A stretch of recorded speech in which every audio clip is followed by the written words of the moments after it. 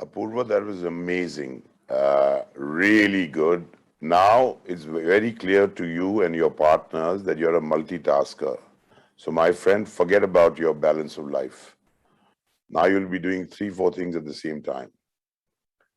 Before I invite Charu, there is one more candidate for the elephant ride, and that's Mr. Tarun Dua. He's also completed actually 11 years in the farm. So congratulations, Mr. Dua. और जैसे कहते हैं आपकी दुआ ही है. Let me invite Charu back to chat with us a little bit more.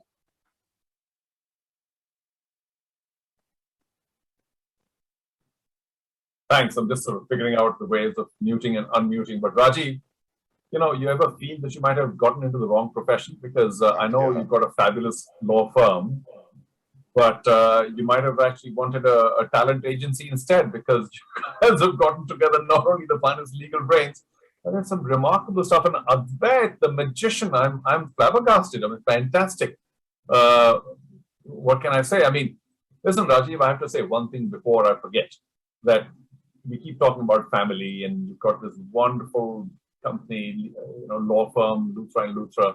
But I haven't, and this is not for you to say, this is for me to say, I really haven't mentioned enough the importance in your life, and your life becomes my life because we're a family, of your brother, Amit, who of course is a fabulous sporting champion in golf, his wife, Prake, who's done so much incredible stuff in this one lifetime, your two wonderful daughters, Sana and Arshia, and we mentioned Advait already.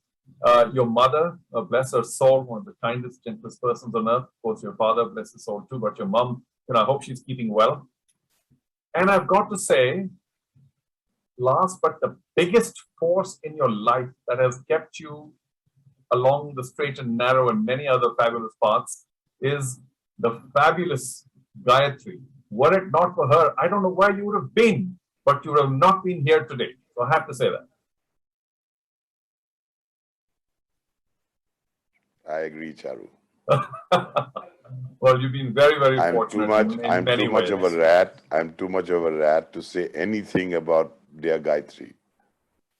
I mean, in her presence, perhaps you shouldn't, because she's like this massive mountain of benevolence. And we talk about, humanity and benevolence and so many other good things, ethics and all the fabulous words we said earlier. For some, they may be words, but for her, it's her life. She is them. Those words are her. She, Charu, is an absolute angel and a saint. One day, she was very angry with me. I won't tell you all for what. And she was shouting at me. She's never done that since, touch wood, and never before. Now, lawyer, I had no defense, nothing. And I'm trained to create defense from thin air. So I looked at her and I said, Gayatri, do you believe in the karma theory, the karam theory? So immediately her 600 degrees centigrade temperature came down to 60. And she said, yes, I believe it. 60 also very hot, by the way. So I said, Gayatri, dekh, tu to best wife hai, and I mean it now genuinely. She's not here with me, but I mean it. And I'm the worst husband. Worst! दो बारी बोली. मैं कहती गायत्री, अब तूने बुरे कर्म किए थे पिछले जन्म में, मैं मिला. मैंने अच्छे किए थे, तू मिली. मैं तो फल हूं, तू फल को कैसे डांट सकती है? So that's when she threw the Gita Prakashan English to Hindi book that I had, which I thought was going to come in my head, on the bed and said, never marry a lawyer. No, you've been truly very fortunate. And of course, that extends to the rest of your people as well, because I'm sure you've chosen all your friends and colleagues very wisely. All of them may not be with you, but I'm really pleased to see that there are so many with long service awards, and some, of course, very long indeed. A little later in the show, we will also be talking about some really long, I suppose you could call it lifetime achievement awards, but we'll save that for a little later, because I believe our very valued guest is now with us, the hottest property on this planet, Indians would like to say. He has now joined us. So, Ruchi, if you want to take this over for a few seconds, or should I just go ahead with it?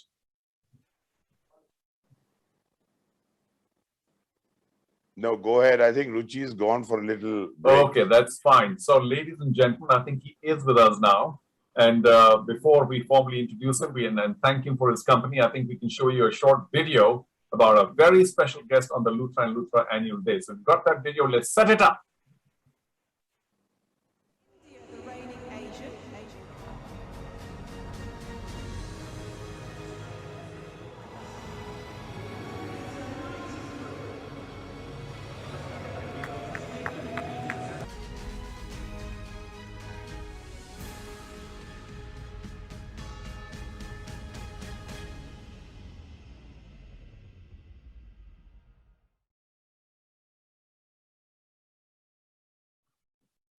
Neeraj, thank you so much for joining अस यार। अब वो video देख के एक बार फिर दिल इतना खुश हो गया कि कुछ बोलने को नहीं हो रहा। अगर मैं बोल ही सकता तो मेरा काम नहीं होगा।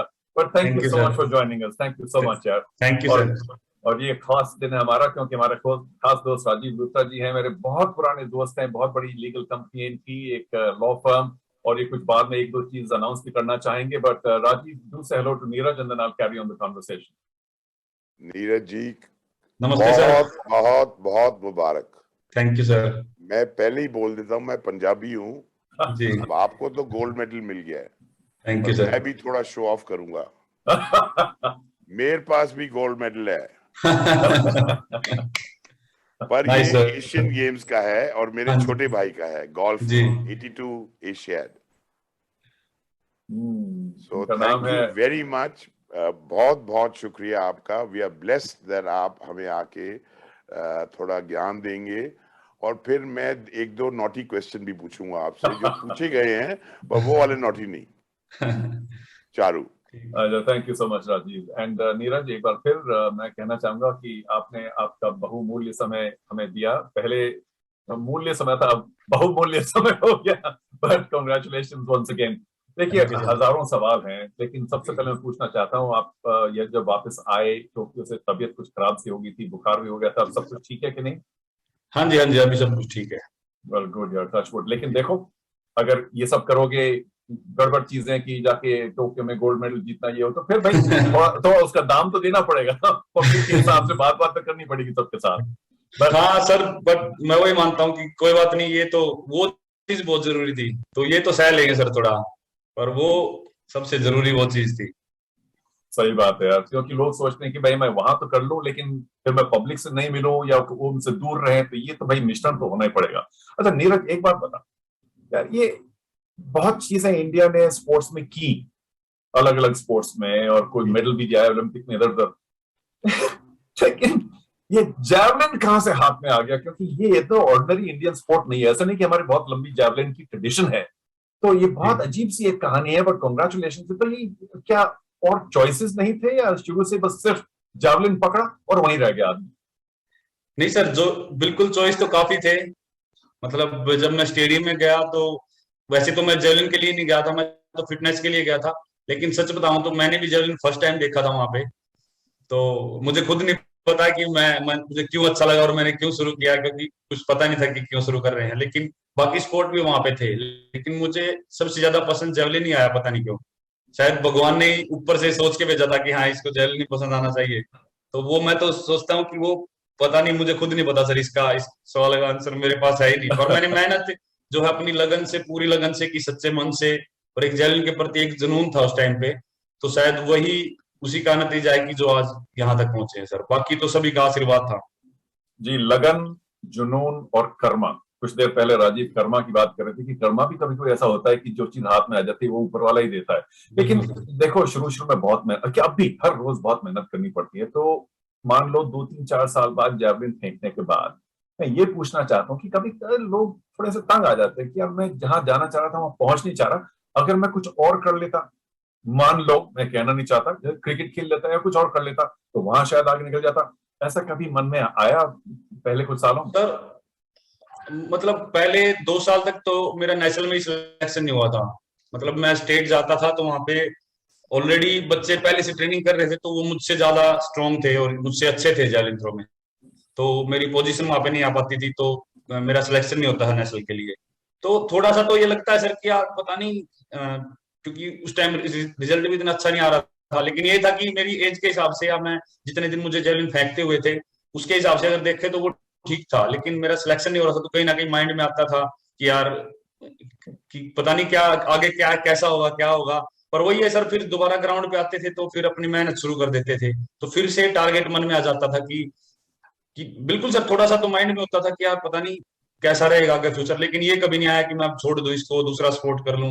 वो कहीं ना कहीं माइंड में फोकस रहा कि कोई बात नहीं, टाइम लगेगा लेकिन आने वाला टाइम अच्छा होगा। बहुत बढ़िया यार, क्योंकि वो जो लंबा समय होता है ना, वो समय लोगों को चाहिए। क्योंकि आजकल क्या है कि आदमी कुछ 6 महीने के लिए, साल 2 साल करता है भी छोड़ देता है, क्योंकि आगे नहीं। तो वो जो लगन एक रहती है वो बहुत बढ़िया रही आपकी जिंदगी में। ये बताइए जी कि अ, हर एक स्पोर्ट्समैन की लाइफ में शुरुआत में खास तौर से बड़ी स्ट्रगल रहती है और बहुत सैक्रिफाइस रहता है। ये भी छोड़ दो, वो भी छोड़ दो, ये भी करो, वो भी करो। साइना नेहवाल ने एक बार मुझे बोला था कि मैं इतना सब कुछ करना चाहती थी एज अ नॉर्मल टीनेजर की कोई पिक्चर देखने जाए, ये खा ले, वो करें, लेकिन सब कुछ छोड़ना पड़ा। इतना मतलब सैक्रिफाइस था। तो जी। आप ये बताइए कि सबसे बड़ी चीज आपकी जिंदगी में पहले सालों, पहले कुछ 4-5 सालों में कौन सी ऐसी चीज थी जो आप सोचते थे यार ये अगर रोड़ा मेरे रास्ते से हट जाए तो मैं आगे बढ़ जाऊं, इसी की वजह से मेरे को आगे बढ़ना नहीं पा रहा? कौन सी ऐसी चीज थी स्ट्रगल के हिसाब से? ऐसा स्ट्रगल सर, सबसे जो स्टार्टिंग में मुझे झेलना पड़ा वो था कि मेरे गांव से स्टेडियम तक आना। तो वो सबसे बड़ा तो वही था सर, क्योंकि मैं बस का वेट करता रहता था, क्या पता मैं 1 घंटा 1.5 घंटा बैठा रहा हूँ बस स्टैंड पे। तो मन में ये आता था, कई बार मैं ग्राउंड पे लेट हो जाता था, तो वो दिमाग में एक चीज आती थी कि यार मैं लेट हो रहा हूँ, सभी ने प्रैक्टिस स्टार्ट कर दी है। तो काफी चीजें सर शुरू से ये था कि यार मैं काश मैं मेरा घर स्टेडियम के पास हो या स्टेडियम यहाँ पे होता तो मैं टाइम से पहुंच पाता और अपनी ट्रेनिंग अच्छे से कर पाता। क्योंकि काफी दिमाग में ये चीज आती है सर कि लेट हो जाता था कि यार अब सभी ऐसे देखें कि ये लेट ही आता है। तो फिर हमने पानीपत में ही जो स्टेडियम के पास है वहीं पे अपना रूम ले लिया था। उस टाइम पे काफी एज भी छोटी थी तो घर भी छोड़ना पड़ा उस टाइम पे। लेकिन वो कहीं ना कहीं वो सबसे पहली बात तो वो थी कि यहाँ से स्टेडियम पास में हो, तो रूम लिया वहां पे। हमको काफी कम पड़ता था। तो एक तो वो रोड़ा था जो काफी कम हुआ उधर जाने का, स्टेडियम में जल्दी पहुंचते थे, अच्छे से ट्रेनिंग होती थी। फिर उसके बाद जो है स्टेडियम में काफी स्पोर्ट थे, तो अच्छे से जब जेवलिन फेंकते हैं जब, तो कभी इधर से कोई आ जाता था कभी इधर से कोई, तो वो फोकस उस पर नहीं हो पाता था। तो ऐसा लगता था कि यार अभी कहीं दूसरे स्टेडियम में जाना पड़ेगा, क्योंकि जो मेन जेवलिन का रनवे था हमारा, तो वहां पे इतना सेफ नहीं था जेवलिन थ्रो करना। और जेवलिन ऐसा है सर कि काफी रिस्की, अगर किसी को लग गया तो बहुत बड़ा एक्सीडेंट हो सकता है। तो फिर हम पंचकुला गए। पंचकुला में तो काफी ऐसी चीजें सर धीरे धीरे करके वो ठीक होती चली गई अपने आप। पर मैं तो मानता हूँ कि जो स्टार्टिंग में वो मैं उसको स्ट्रगल तो क्या है सर, वो मैं मानता हूँ कि कहीं ना कहीं मोटिवेशन ही था कि धीरे धीरे एक कोई उससे अच्छी चीज मिलती है, मान लो स्टेडियम उससे अच्छा मिला तो उससे ही मन खुश हो जाता था कि यार हम और अच्छी जगह पे आए, अभी और ज्यादा मेहनत करनी है। तो वो चीज कहीं ना कहीं जरूरी थी सर। एकदम अब मुझे लगता है कि सब कुछ अच्छा मिल जाता तो वो भी कहीं ना कहीं मन थोड़ा ढीला पड़ जाता। बिल्कुल सही बात है, क्योंकि कभी कुछ बहुत आसानी से आ जाता है तो उसकी कदर नहीं होती। और मैं कहता हूँ कि स्पोर्ट्स पर्सन जो आगे जाता है उसकी लाइफ में बहुत स्ट्रगल रहती है, और स्ट्रगल को झेलने की वजह से आदमी में जो हौसला बनता है ना, वो आसानी से अगर कुछ चीज मिल जाए तो वो कभी कभी नहीं बनता। बिल्कुल सही बात है। अच्छा, कुछ टेक्निकल चीजें मैं पूछना चाहता हूँ और कुछ नॉन टेक्निकल भी। जी सबसे नॉन टेक्निकल चीज तो ये है कि मैं शुरू से देख रहा था, मैंने कहा यार ये यंगस्टर आके बड़ा बढ़िया जेवलिन फेंक रहा है, लेकिन इसके बाल का क्या चक्कर है, इतने बाल क्या है? तो वो क्या है, चक्कर क्या है भाई? अभी तो कम कर दिया फिर भी आगे हैं, लेकिन बड़े जी। लंबे पे बाल हुआ करते थे, वो क्या मतलब? क्यों? क्योंकि आमतौर से स्पोर्ट्स पर्सन आमतौर से कहते हैं कि यार बाल वाल कम रखो ताकि रास्ते में ना आए। हाँ जी, क्योंकि मैं वैसे तो गांव पानीपत में गांव है तो गांव से बिलोंग करता हूँ, तो सभी गांव में तो बिल्कुल पसंद नहीं करते हैं। वो तो गांव में तो कहना यही है कि यार खिलाड़ी तो वैसे भी छोटे बाल रखता है, खिलाड़ी को छोटे बाल रखने चाहिए, अब कहाँ बालों के चक्करों में पड़ रहे हो। पर पता नहीं सर, मैं जब स्कूल में था तब से भी मेरे थोड़े लंबे ही थे बाल, और पता नहीं क्यों मेरी स्टार्टिंग से ही थोड़ी आदत है थोड़े लंबे रखने की। फिर जब मैंने स्पोर्ट्स शुरू किया, घर से तो दूर चला ही गया, तो कोई बोलने वाला भी नहीं रहा कि बाल कटवा लो। तो फिर मैं धीरे धीरे करके लंबे करने लग गया। तो फिर अभी तो बिल्कुल लास्ट में आके तो काफी लंबे थे। तो घर पे जब जाता था तो एक दो बार टोकते थे घर वाले कि यार गर्मी है कटवा लो, थोड़ा सा ठीक हो जाएगा। पर धीरे धीरे उनको भी लगने लगा कि नहीं इसको लंबे बाल ठीक लगते हैं, तो फिर वो भी ज्यादा बोलते नहीं थे फिर कुछ। और क्या भाई, अपना एक कुछ स्टाइल होना चाहिए। मैंने भी बहुत स्पोर्ट वोट खेला अपनी जिंदगी में, वो अलग कहानी है। लेकिन मेरे पिताजी ने कहा कि थोड़े से इतने बड़े बड़े बाल हो गए, जाओ नाई के पास अभी कटा दो। ठीक है, जा रहा हूँ भाई। अच्छा, ये तो नॉन टेक्निकल क्वेश्चन हो गया। जी लोगों को शायद ये अप्रिसिएशन कम है, और बहुत सारे लोग यहाँ लूथरा एंड लूथरा कंपनी में सुन रहे हैं और बड़े खुश होंगे आपको देखकर। Javelin is a very technical sport. लोग सोचते हैं कि ये गलत फहमी हो जाती है लोगों में कि ठीक है उठाया और फेंक दिया, कौन सी बड़ी बात है। लेकिन इसमें जो बारीकियां हैं, टेक्निकलिटीज हैं, वो थोड़ा सा अगर आज आप लोगों को समझा दें तो लोगों को लगता है कि अप्रिसिएशन ज्यादा होगी कि हाँ यार मतलब ये तो बड़ा मानना पड़ेगा, बड़ी टेक्निकल मामला है। तो थोड़ा दो चार तो बताओ, कम से कम 5-6 बता दो चलो। सर वैसे तो मैं किसी को गलत नहीं कहूंगा, क्योंकि जो सभी सोच रहे हैं मेरी भी सोच वही थी पहले जेवलिन को देख के कि यार ये तो रनिंग करना है और सिर्फ थ्रो कर देना है। तो मैं यही कहूंगा सर, थ्रो करना आसान है लेकिन लंबी थ्रो करना मुश्किल है। तो जब मैंने स्टार्टिंग में किया था तो आसान लगा था कि फेंकना है बस। अगर हम ज्यादा पावर से फेंकेंगे तो हम उस टेक्निक को नहीं पकड़ पाएंगे और क्या पता इंजरी करवा लें। तो वो धीरे धीरे करके वो जो टेक्निक है वो हमें, जो जेवलिन थ्रो का होता है वो सर हमारे पाँव के एंकल से लेके और पूरा नी और हमारी बैक, शोल्डर और एल्बो, रिस्ट, पूरा मतलब पूरे जॉइंट्स का हमारा जो वर्क होता है, हर हर एक जो है बॉडी के, जो लोअर बॉडी अपर बॉडी, हर हर चीज की हम एक्सरसाइज करते हैं। तो वो इसीलिए है सर कि जो हमारी टेक्निक है वो जब हम थ्रो करते हैं तो उसमें हमारे बॉडी का हर पार्ट यूज होता है। तो बैक से लेके हम, वो बोलते हैं ना एडी से लेके चोटी तक तो वो चीज है सर कि वो काफी टेक्निकल है जो हमको, अब वैसे लोगों को लगता है कि हम ज्यादा हाथ से थ्रो कर रहे हैं, मतलब शोल्डर पे हमारे ज्यादा फोर्स आता है। लेकिन हम देखें तो अगर हम स्लो करके देखेंगे तो हमारा, आप फ्रंट लेग देखना, जब हम थ्रो करते हैं तो लेफ्ट लेग पे हमारे बहुत ज्यादा वेट आता है। और उसके सबसे बड़ी बात है कि पीछे इतनी फास्ट रनिंग करके आते हैं और जो आगे लाइन होती है एकदम ब्रेक करके बॉडी को वहां पे रुकना होता है। तो वो काफी, वो चीज मुश्किल है सर, वो टेक्निक वो बार बार थ्रो कर करके और हमको स्ट्रेंथ बढ़ानी पड़ती है, अपना फिटनेस लेवल ऊपर करना पड़ता है, तब जाके वो हम उस लेवल तक पहुंच सकते हैं। तो काफी ऐसी चीजें हैं सर कि जो मेरे भी काफी वहम थे जो टूटे हैं जब जेवलिन मैंने शुरू किया तो मैं ये बोलूंगा कि हाँ, काफी दिखने में लगता है लेकिन थोड़ा हार्ड है, थोड़ा है, काफी हार्ड है। और जैसे आपने पहले कहा था थोड़ा डेंजरस भी है, क्योंकि उसकी वजह से ये जेवलिन, मैं लोगों को बताना चाहता हूँ कि जेवलिन का स्पोर्ट चेंज हुआ, क्योंकि वो स्टेडियम के बाहर जाता था जेवलिन और ट्रैक पे। तो जब 100+ थ्रो हुआ करती थी पहले, इसलिए जेवलिन का साइज भी हाँ वगैरह वो सब काफी डिटेल्स है। हाँ जी, काफी क्लोज उधर चला जाता था, तो वो थोड़ा ये था, रिस्क था कि कहीं कुछ एक्सीडेंट ना हो जाए, किसी को लग ना जाए, तो इसलिए फिर उसके रूल चेंज करने पड़े थे। ओके। तो क्वेश्चन भी आ रहे हैं दो चार इधर उधर से। मैं राजीव साहब से पूछना चाहूंगा कि अगर कुछ पूछना चाहें तो जरूर पूछें, क्योंकि मेरे पास तो कम से कम 1000 सवाल हैं, कम से कम 2-4 दिन तो यहाँ रहना पड़ेगा तुमको। Rajeev, you want to come in please, because we'd love this to be a day that you also revel in the company of our Olympic gold medal winner. Thank you Charu and Neeraj ji. मैं आपसे 3 बातें करना चाहता हूँ। जी सर। एक थोड़ी lighter है, सच सच बताना, आंख में देख के मेरी हाँ जी। इतनी मासी मामियां पीछे पड़ गई शादी कराने को। नंबर बताओ। नहीं सर, अभी तो किसी ने नहीं बोला, क्योंकि उनको पता है कि इसका स्पोर्ट्स पे अभी फोकस है और स्पोर्ट्स ही इसका सबसे जरूरी है, क्योंकि अभी अगला ओलंपिक्स भी है, अगले साल भी हमारे कॉमनवेल्थ एशियन गेम्स हैं।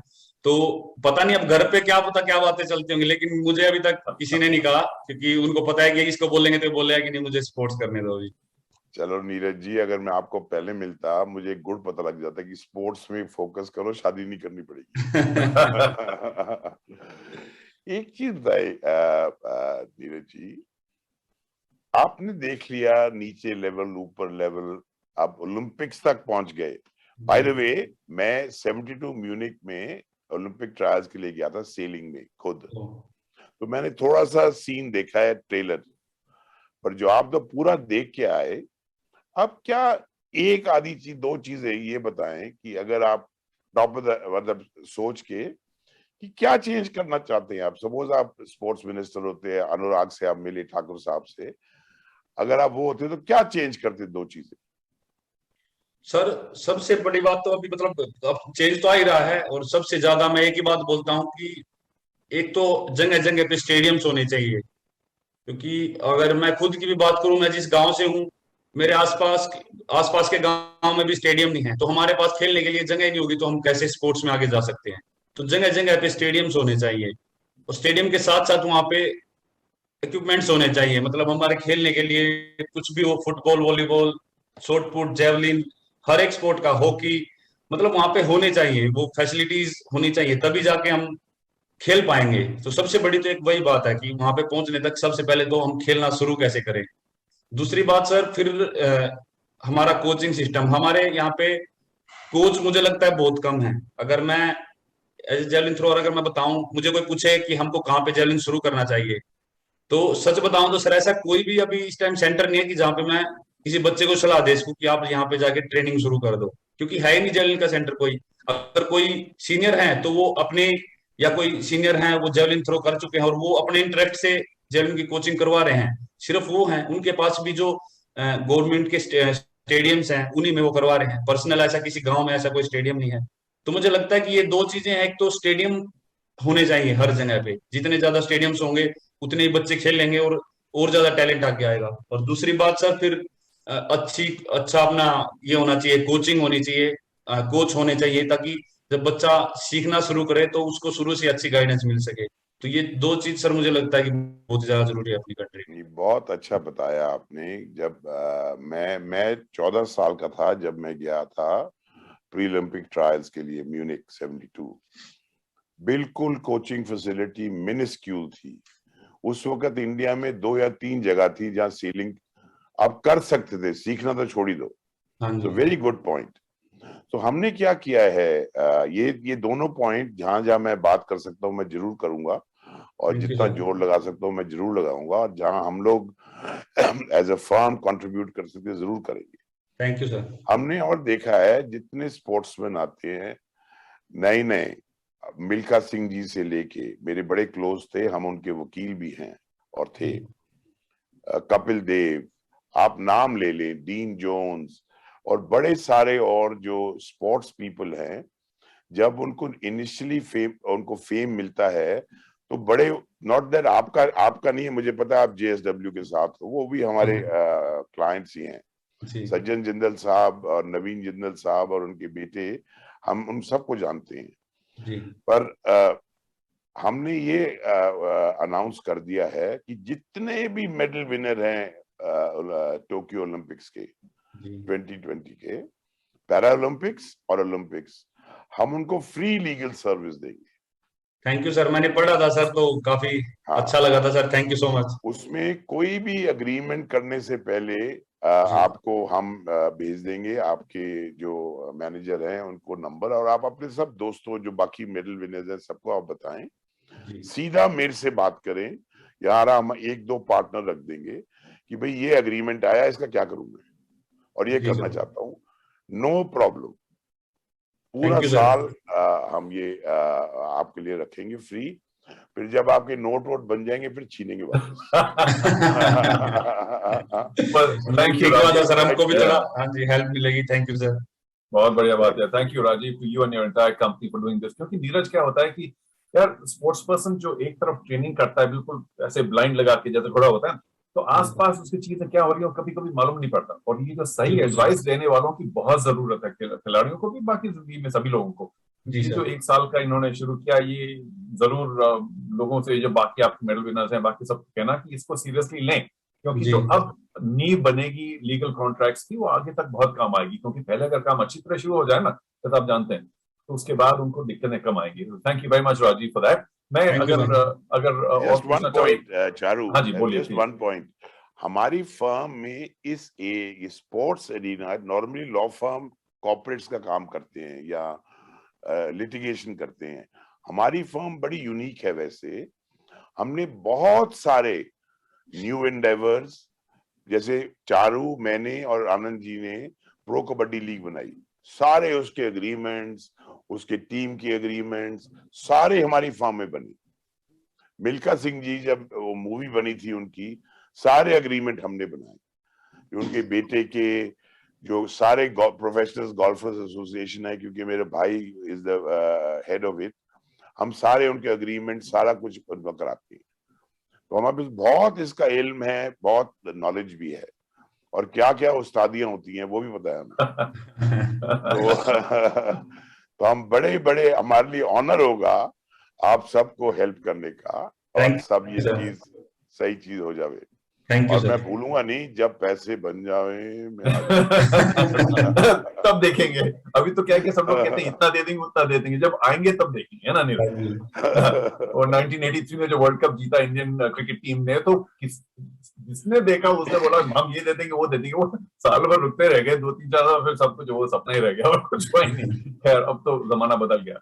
लेकिन मैं कहना चाहूंगा कि लूथरा और खासतौर से राजीव साहब ने जो हमें मदद दी प्रो कबड्डी लीग शुरू करने में, वो बहुत महत्वपूर्ण थी। नहीं तो क्या कहीं ना आत्म खो जाता है कहीं ना कहीं। और मैं सिर्फ कहना चाहूंगा कि जहां आप हरियाणा से आते हैं नीरज, आपने जैवलिन का तो फायदा कर दिया, लेकिन the kabaddi world misses you, क्योंकि ऐसा हो सकता था कि एक कहीं मोड़, कहीं अलग मोड़ हो जाता तो आप हमारी दुनिया, कबड्डी दुनिया में आ जाते। क्या मतलब? नहीं सर, कबड्डी कबड्डी तो बिल्कुल, मतलब काफी लीग शुरू होने के बाद तो कबड्डी एक अलग ही स्पोर्ट उभर के आया है। मतलब काफी लोग हरियाणा में तो जानते हैं, लेकिन बाहर इतना इंटरेस्ट नहीं था, तो वो उसको कहीं ना कहीं कबड्डी लीग ने उठाया है। हाँ जी बिल्कुल। और बहुत हजारों कहानियां लेकिन कबड्डी के बारे में, लीग के बारे में, लेकिन आज नहीं। तो ये बताइए कि लोग हमेशा समझते हैं कि जो स्पोर्ट्स पर्सन होता है वो हमेशा एक प्रतिद्वंदी होता है, कंपेटिटर ही होता है, कि जो लोग आसपास हैं उनसे दूर रहो या इससे शेयर नहीं करो। मैं ये जानता हूं कि जो स्पोर्टिंग कम्युनिटी होती है ये बड़ी एक तरह से पास, मतलब एक दूसरे का बड़ा अप्रिसिएशन भी करते हैं। अब जैसे आपने भी कहा था कि जावलिन की दुनिया में, जैसे कि अपने पाकिस्तान के थ्रोअर हैं बाकी मदी वगैरह, तो और उवे होन अच्छे दोस्त हैं, तो एक बहुत बढ़िया सी कम्युनिटी हो जाती है और एक दूसरे के साथ कोई बैर नहीं है बल्कि सिर्फ प्यार ही है। तो इसके बारे में थोड़ा समझा दीजिए। नहीं बिल्कुल सर, एक तो ये मैंने जब मैं गेम्स खेलने गया, कॉमनवेल्थ एशियन गेम्स या ओलंपिक गेम्स, तो एक चीज हमने बहुत अच्छी सीखी वहां पे, क्योंकि वहां पे जो है गेम्स विलेज होता है, और गेम्स विलेज में आप देखोगे कि एक बिल्डिंग में ही 4-5 कंट्री के एथलीट रहते हैं, या फिर उससे अगली बिल्डिंग में कोई दूसरी कंट्री रह रही है। तो सभी एक गेम्स विलेज में, मतलब एक गांव होता है, और वहां पे पूरी दुनिया के एथलीट रहते हैं, और एक ही मैच है, हमारा डाइनिंग हॉल होता है, उसमें ही सभी खाना खाते हैं, और वहीं पे सभी ऐसे घूमते रहते हैं। कोई ये नहीं है कि भाई इंडिया वाले अलग लाइन में जा रहे हैं, जर्मनी वाले अलग में, पाकिस्तान या यूएसए वाले अलग लाइन में जा रहे हैं, सभी ऐसे ही मिक्स होके घूमते हैं, सभी साथ में खेलते हैं वहां पे। जो बाकी और भी स्पोर्ट होते हैं गेम्स विलेज में, इंजॉय के लिए काफी स्पोर्ट ऐसे उन्होंने बना रखे होते हैं कि कोई भी आगे खेल सकता है। तो काफी ऐसी चीजें हैं सर वहां पे जो सीखने को मिली, कि यार खेल जो है वो हमको साथ में जुड़ के चलना सिखाता है। और ये अगर यही चीज अगर दुनिया में हो जाए तो मुझे लगता है सर काफी काफी सब कुछ अच्छा हो जाएगा। बिल्कुल बिल्कुल। तो मैं ये भी पूछना चाहूंगा कि देखिए अब ओलंपिक गोल्ड कोई जीत जाए तो मतलब चंद्रमा पे ही पहुंच गया, और क्या उससे बड़ी चीज होती ही क्या है। लेकिन फिर भी आपके मन में मैं जानता हूं कि 2-4 और गोल होंगे और चीजें हैं जो पहुंचना जहां जरूरी है। और सबसे पहला तो है कि 90 मीटर प्लस, ठीक है, वो तो एक मार्क हो गया। लेकिन ओलंपिक गोल्ड मेडल जीतने के बाद और क्या चीज ऐसी रह गई आपके मन में, दिल में, कि यार वो तो मुझे चाहिए ही, वो तो वहां तो मैं पहुंचना ही चाहूंगा। सर एक तो जो है वर्ल्ड चैंपियनशिप का अभी बाकी है, वर्ल्ड चैंपियनशिप में नहीं है। और मैं तो एक ही बात बोलता हूँ सर कि हाँ ओलंपिक गोल्ड आ गया है, अभी जब मैं ट्रेनिंग शुरू करूंगा तो ओलंपिक का गोल्ड जो है घर पे मैं रख दूंगा, फिर वो पास्ट हो गया। अब फिर आगे जो आने वाले जो मेरे गेम्स हैं या चैंपियनशिप है, फिर उनकी तैयारी शुरू कर दूंगा नए तरीके से, कि भाई अब मुझे आगे इंप्रूवमेंट कैसे करनी है। तो वो चीज बहुत जरूरी है सर। कोशिश तो ये है कि मैं और अच्छा बेस्ट करूं, और बाकी जो दोबारा कंपटीशन आते हैं सर, मैं तो ये मानता हूँ कि टाइटल को दोहराना कैसे, मतलब उसके लिए कितनी मेहनत कर सकते हैं। तो एक बार तो आ गया सर, दोबारा फिर कोशिश करेंगे दोबारा यही दोहराएं। बिल्कुल। और एक अच्छी बात यह है कि सिर्फ 3 साल बाद ही है, तो ये भी नहीं कि 4 साल रुकना पड़ेगा, इससे थोड़ा फायदा हो बिल्कुल गया। बिल्कुल और सर। आप तो सिर्फ 23 साल के हैं, अभी तो बहुत लंबा करियर है यार नीरज, जी बहुत सर। आगे जाएंगे। तो ये बात बताइए कि एक तो मैंने सवाल पहले पढ़े थे जिसने लिखे, मैं नाम भूल गया, I think Manisha, I am forgetting now, कि लोग ये पूछेंगे कि भाई जो बाकी जो नॉन अर्बन इंडियन, या मान लीजिए कोई ऐसे सोसाइटी से लोग आए खेलना चाहें जो ज्यादा प्रिविलेज नहीं है, ज्यादा पैसा वगैरह नहीं है, या गांव से आए, तो उनके लिए आपकी क्या मैसेज रहेगी? क्योंकि देखिए कहना आसान है, करना बड़ा मुश्किल है, बहुत मेहनत करनी पड़ती है। एक वो सवाल है। और दूसरा मैंने पढ़ा कि ओलंपिक गोल्ड मेडल जीतने के बाद 2-4 चीजें ऐसी बताइए जो आपकी जिंदगी में बिल्कुल बदल गई। सर सबसे पहले तो वही है जो मैंने बताया था, कि जो बिल्कुल ऐसे नॉर्मल फैमिली से आते हैं, क्योंकि मैं अपने उससे एक्सपीरियंस से बता सकता हूँ, क्योंकि सर मेरे पास भी ना तो स्टेडियम था, ना स्टार्टिंग में इतना कुछ था, काफी मुश्किल था। तो इसीलिए मैं बता रहा हूँ कि ये चेंज तो होना चाहिए कि स्टेडियम हो सबसे पहले तो, अगर किसी के पास नहीं भी है, जितनी भी फैसिलिटी है उसका फायदा उठाए। क्योंकि अगर आसपास जितनी फैसिलिटी है और अगर आप ये सोच के बैठ जाएंगे कि यार मेरे पास तो ऐसा स्टेडियम नहीं है या इतना कुछ होता तो फिर मैं और अच्छे से कर लेता। मैं ये मानता हूँ सर कि जितना भी उस टाइम है ना आपके पास उसका पूरा फायदा उठाए। कैसा भी स्टेडियम है आप बस अपनी ट्रेनिंग करें जितनी आप अच्छे से कर सकते हैं। और सबसे बड़ी बात है कि कोशिश करें कि अच्छे से उसको ट्रेनिंग है जो भी अच्छे से करें, मतलब टेक्निक उसकी अच्छे से स्टार्टिंग से ही उसको जो नींव होती है वो अच्छी बना के चले। कि अगर हम सिर्फ एक ट्रेनिंग करते हैं और हम मानते हैं कि हमको कोई भी स्पोर्ट करना है और हम बस उसको कर रहे हैं लगातार और कोई टेक्निक नहीं है उसमें, तो वो सर आगे जाके काफी तंग करता है। फिर एक तो जो है सही तरीके से करना मेहनत का वो सबसे ज्यादा जरूरी है। और दूसरी बात है सर कि चेंजेस तो काफी यही है कि सब कि लोग पहचानने लगे काफी। और जो पहले की तरह है, क्योंकि मेरा वही शौक होता था कि नॉर्मल जैसे मैं कहीं पे भी रहता था या पटियाला में रह रहा हूँ या कहीं भी रह रहा हूँ, मैं बाहर चला जाता था किसी भी टाइम पे, गाड़ी उठाई या फिर चले गए हम घूमने दोस्तों के साथ खाना खाने चले गए। तो वो थोड़ा सा चीज है जो लोग जानने लगे हैं सर। तो वो एक तो वो चेंज आया है और दूसरी बात सर कि अभी लोगों की उम्मीद भी बढ़ जाएंगी। और मुझे लगता है कि वो कहीं ना कहीं बहुत एक लोग अभी जानने लगेंगे कि हाँ अभी कहीं खेलने जा रहे हैं, तो उस चीज का जो एक बोलते हैं कि वो प्रेशर होता है, तो कोशिश करेंगे सर कि अभी तक तो उम्मीद पे खरे उतरे हैं तो आगे भी उस पे मेहनत करके खरे उतरे। तो ये काफी ऐसी चीजें हैं और जो काफी चेंज हो रही हैं।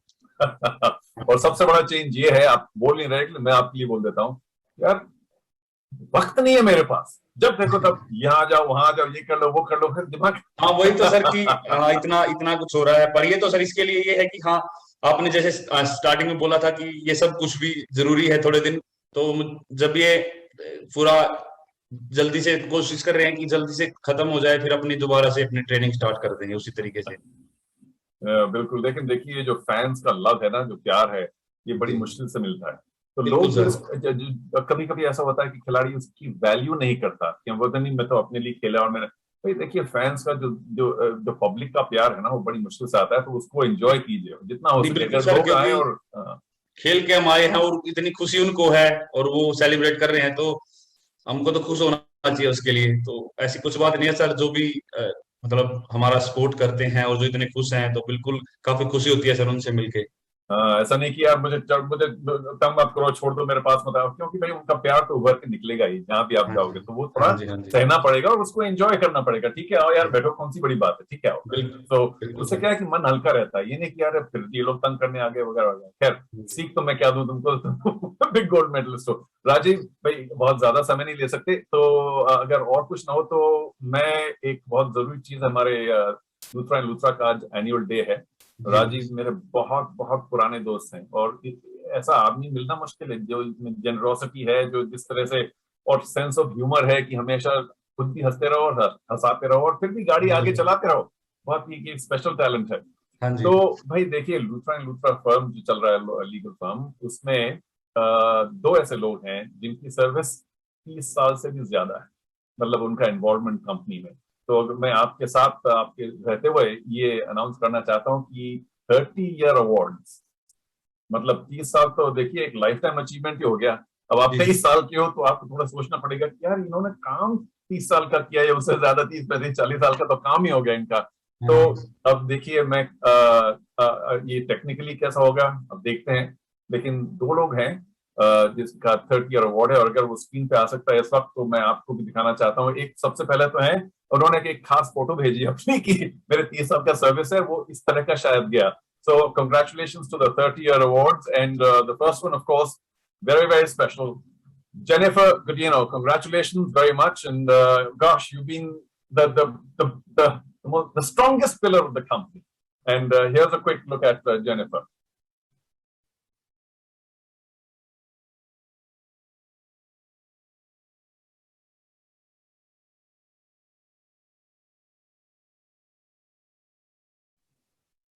तो उन्होंने भी ऐसी अपनी छोटी फोटो भेजी कि मैं तब से काम कर रही हूँ। और Jennifer, what is the problem is that you still look only 29, so how could you have served for 30 years? But Jennifer, let me take this occasion to thank you for everything you've done for me too, because I'm part of the family. You've been very kind, very considerate, very efficient, and everything that the executive assistant to Mr. Rajiv Luthra should have been, and you have been. So congratulations to you. और एक और ऐसे शख्स हैं जिन्होंने company में 30 साल से बहुत ज्यादा बिताए, बल्कि कंपनी शुरू ही की और उनको भी एक लाइफ टाइम सर्विस जिसे बोलते हैं, अभी तो एक और 10-20 साल काम करें, ऊपर वाला करे तो, और वो है राजीव लूथरा जी himself. बढ़िया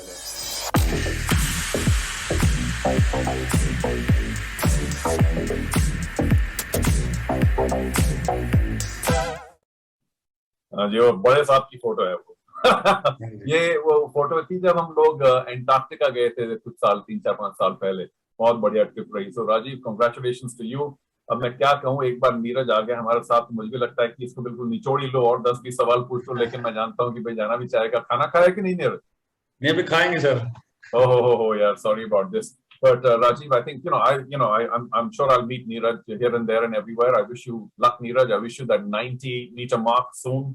क्योंकि आपकी इंप्रूवमेंट जिस तरह से चल रही है, बिल्कुल जैवलिन की तरह से चल रही हो. ऊपर ही ऊपर जा रही है. तो देखिए 90 तो कभी कभी हो ही जाएगा. Good luck. Stay free of injuries, very important. वो इंजरी की मैंने बात नहीं की क्योंकि वहां जाना ही बेकार है, लेकिन अपने आप को फिट रखिए और ये किसी प्रेशर में ना आइए. देखिए फैंस तो क्या है कि आएंगे और जाएंगे, लेकिन आपका मन बिल्कुल फोकस रहना चाहिए.